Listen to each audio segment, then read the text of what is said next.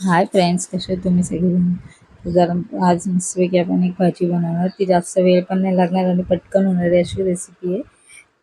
चला बनवूया. तर इथं कढई मी गरम करून घेतली, त्याच्यामध्ये 2 चमचे तेल गरम करून घेतले. त्याच्यात 1 चमचा राई आणि 1 चमचा जिरं हे आपण तडतडून देणार आहे. त्याच्यामध्ये चिमूटभर हिंग टाकणार आहे. तर उन्हाळ्यात जास्त वेळ आपल्याला उभं राहायला पण कंटाळा येतो, त्याच्यामुळे असं पटकन होणाऱ्या आपण भाज्या बनवल्या. तिथं मी चॉपरमध्ये एक कांदा आणि 5-6 लसूण याच्यामध्ये चिरून घेतलेले मस्तपैकी. तुम्हाला लसूण आणि अद्रकची पेस्ट टाकायची असेल तर तुम्ही टाकू शकता, पण चिरलेल्या लसूणचा अजून चांगला टेस्ट येतो. तर इथे मी याला 2-3-4 मिनटं मस्तपैकी कांदा लालसर करून घेतला आणि त्याच्यामध्ये आपण आता मसाले टाकणार आहोत. अर्धा चमचा हळद, अर्धा चमचा गरम मसाला आणि 2 चमचे लाल तिखट टाकून याला बघा मस्तपैकी मिक्स करून घेतलेलं आहे. जर तुमच्याकडे सुकं खोबऱ्याचं वाटण वगैरे असेल तर याच्यामध्ये तुम्ही ॲड करू शकता, नाहीतर मग सुकं खोबरं फक्त भाजून पण तुम्ही याच्यामध्ये टाकू शकता. जर नको असेल तर नाही टाकलं तरी चालू शकते. आणि याच्यामध्ये बघा मी 2 वांगी उभी चिरून आणि 1 बटाटा छोटा उभा चिरून टाकलेला आहे. जर तुम्हाला एकच वांग्याने 1 बटाटा टाकायचा असेल तर तसं पण करू शकता. तर इथे बघा मी मस्तपैकी असं वांगा बटाटा चिरून याच्यामध्ये टाकून मस्त मिक्स करून घेतलेलं आहे. आणि आपण मस्त मंद गॅसवरच ही भाजी शिजवणार आहे.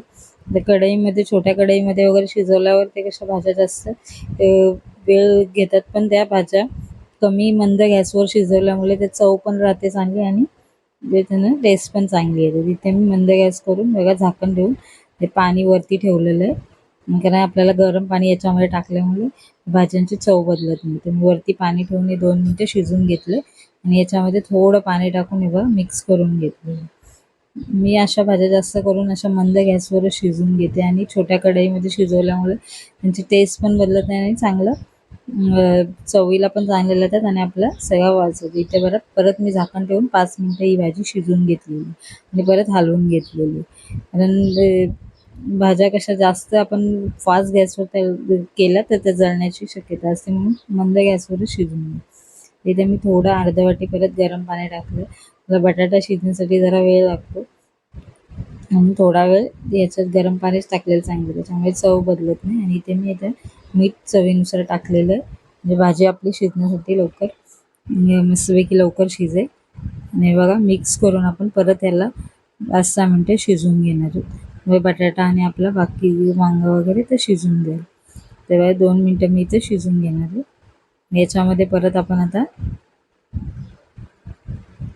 मस्तपैकी अशी ही भाजी आपली रेडी होईल.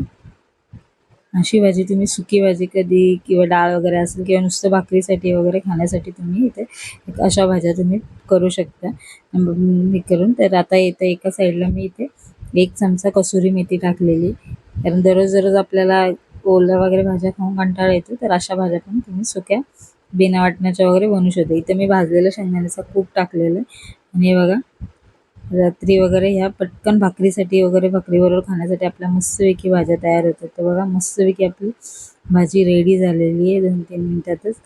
जास्त वेळ पण नाही लागला आणि किती मस्त टेम्पटिंग अशी भाजी झालेली आहे. तुम्ही डाळ भात बरोबर किंवा भाकरी बरोबर ही भाजी नक्की ट्राय करा. Thank you for watching.